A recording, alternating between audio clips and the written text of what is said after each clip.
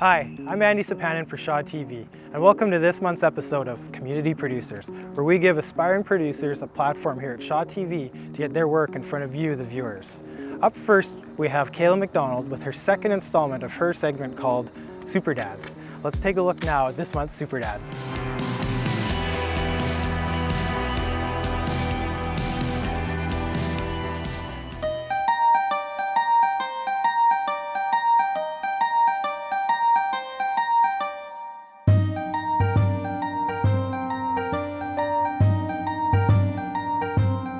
David, he just goes above and beyond. He's an amazing dad. I've seen him with his kids, I've seen him with his grandkids, and even myself and my kids. He's kind of adopted us as kind of part of the family, and even at that level, I feel the love and I feel all the things that he does and gives to his kids. So that to me just kind of put it over the top, and I knew right then that David had to be the super dad for February.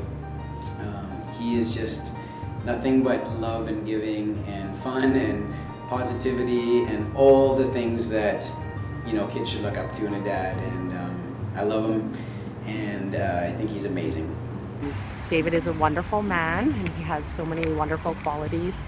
You don't get to see his tenderness, his tender moments very often, and this one stands out to me because I peeked around the corner and he was reading a very sweet story to both my kids. They were both sitting on each knee, and I have this wonderful video of that, and I keep it close to my heart. So that is one moment that I remember about David, but he's always there for us. We are the luckiest kids to have him around, and he's just like a savior. I've known David East for 52 years, during which time he's been married to my sister Wendy. He is the ultimate dad. He anchors his family, and notwithstanding all the time and work he's put into his own kids, he still has time for community activities such as the Scouts, the Wild Pacific Trail. Every place that David has lived, he has made an important contribution to the lives of others. Growing up, he's a cook. He cooks amazing. He sews. He does laundry. He's a handyman. He's compassionate to my mom, who are still married for over 50 years. Had their 50th anniversary a few years ago. So they show what it's about to be married and marriage and that. So it's just amazing to have a father like that and to live near him now. And he's there to help and there for everyone. Puts everyone else first before himself, which he would never say himself, but truly a super dad, truly a super grandfather, and truly a super human being. So. Request access to air your content on the Community Producers. Volunteer with us. Join a free TV workshop. Check out these websites. There's no secret of the development going on all around the Comox Valley and Campbell River these days. Here's a story on a local construction company breaking new ground.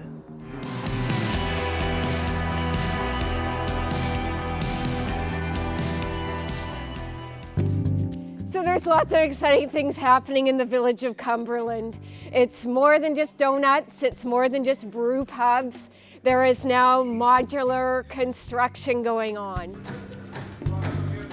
We have done commercial, industrial, seismic upgrades, started the modulars. We do site-built homes, multifamily, residential developments, pretty much everything. Tanya Formosa is part of the Formosa family, and they are the founders and owners of Mushluck Construction. And what a great story, a family that combines everyone using all of their talents to construct both residential and commercial projects, and now modular properties as well. Mushluck started in Gold River when my dad, Joe, was 19 years old, I believe. Somebody approached him about building a deck. He built the deck and then started his construction company, and 39 years later, it's grown quite large.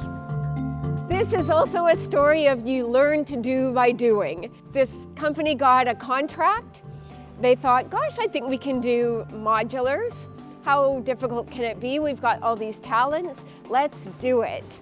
So D&D put out a project 3.5 years ago to do a duplex, either factory built or site built, and we priced it out.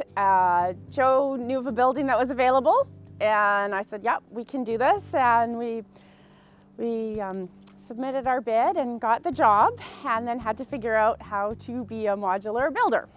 So then I had to start the research, and that's how it all started.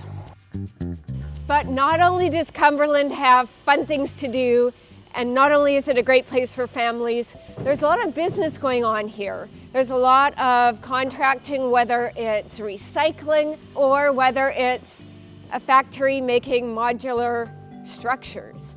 Amazing. It's got a little bit of everything here. The boxes, it's like Lego. So we build our boxes to a maximum of 14 feet wide, and then we put the houses together and ship them out and put a roof on them. Sounds very easy, but it's not, is it? It's easy for me. We have professionals and supervisors who know how to stick these things together, and we definitely depend on them to get this done right. Another charm of being in the village of Cumberland is workers can go get a donut, maybe a coffee in the village, and isn't that a nice thing? In the Comox Valley, for Shaw TV, I'm Andrina Kasholti. The Sid Williams Theatre Society in Courtenay has something for everyone this month. Here's Tara Murphy with what's happening.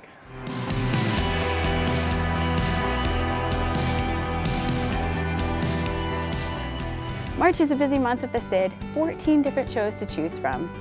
Thursday, March 2nd, A Night of Bowie.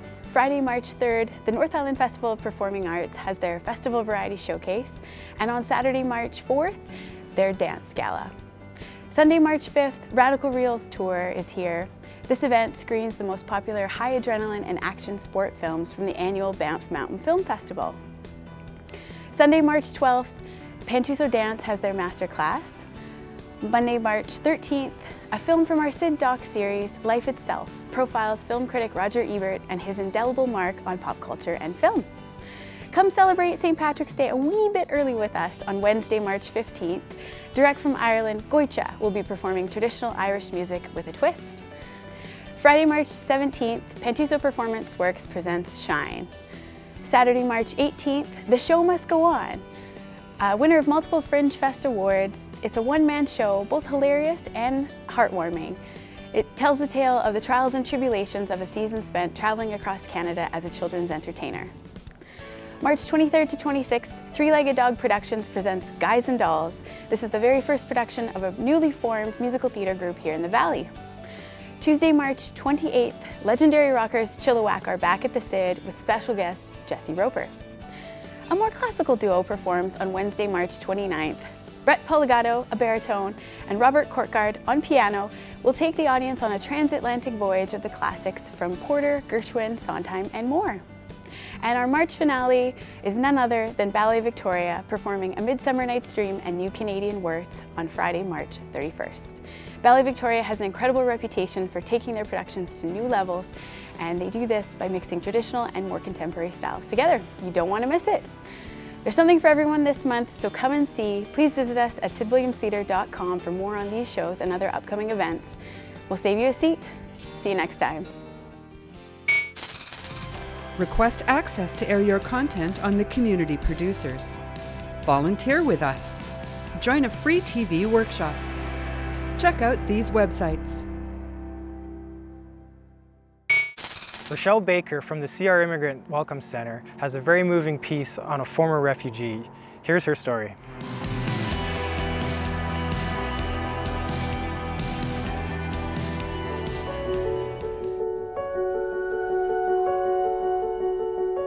My name is Tan. I'm 44 years old and I'm a former refugee. I lived in the refugee camp in Hong Kong for 3 years in the early 1980s after my family fled North Vietnam on a little boat. There were 11 of us all together, and we arrived in Hong Kong at the end of 1981, and then we were accepted as refugees by the Canadian government and came to Canada in 1984.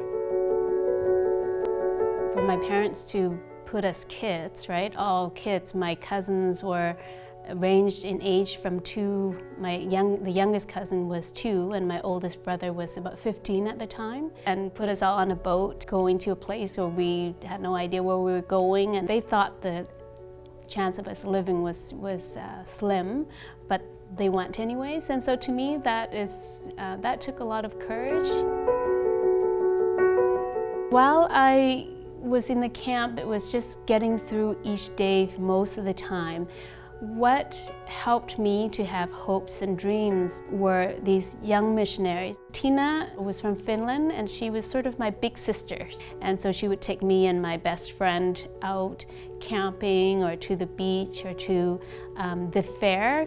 So I had exposure to a world that was completely different from the camp life, from the violence that I witnessed, from just the at times hopelessness, and so it's easy to kind of just dwell in those things, but because Tina and some of the others had taken us out and given us, they gave us a chance to be kids, I think is what it was, that I started to dream and started to think that there is a world that is safe. Who am I now? Okay, I'm married. I have 2 daughters. They're teenagers now. I work in the social service sector and my husband also. My kids have lots of opportunities. We have so much compared to others and compared to what I had when I was a little girl, and I'm so grateful for this life. I feel like my previous life as a child was like several lifetimes ago.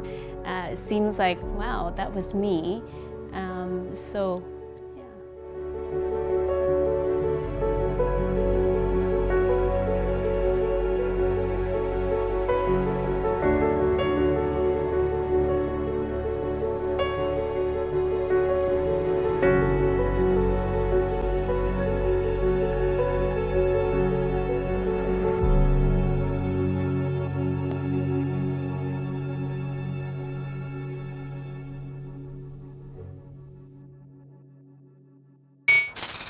Up next, we have an update on the Cumberland Forest Society. Here's Megan Kersons with more.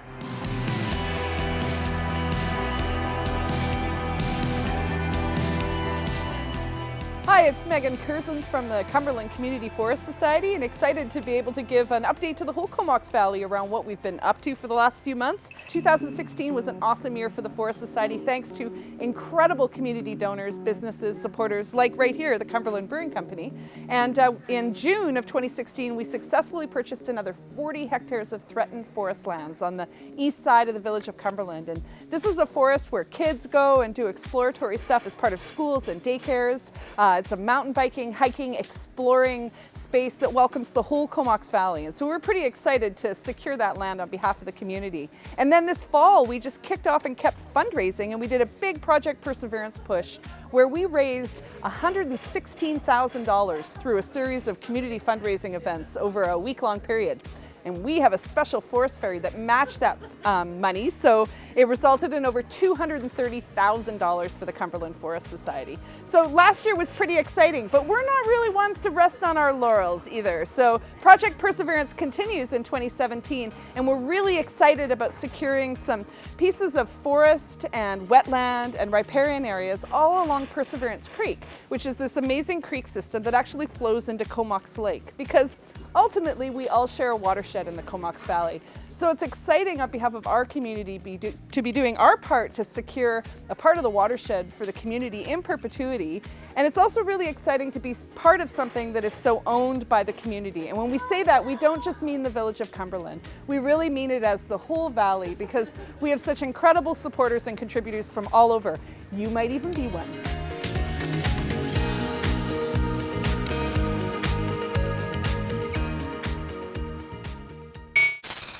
To add to that, here's an incredibly shot piece by the talented Sean Pigott on the importance of forest preservation.